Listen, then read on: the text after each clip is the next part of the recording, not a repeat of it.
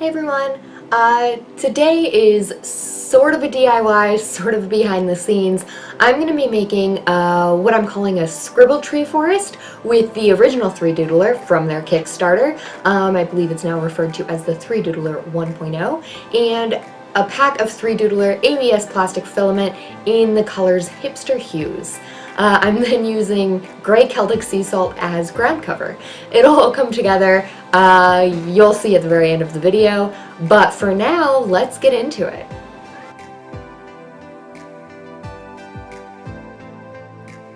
Why I call them scribble trees is because essentially what I'm doing is moving the 3D printing pen very slowly while putting it on the fastest speed and just letting the filament kind of come out of it in its own squiggly pattern. So I'm just kind of using the natural way the 3DOODLER works to my advantage.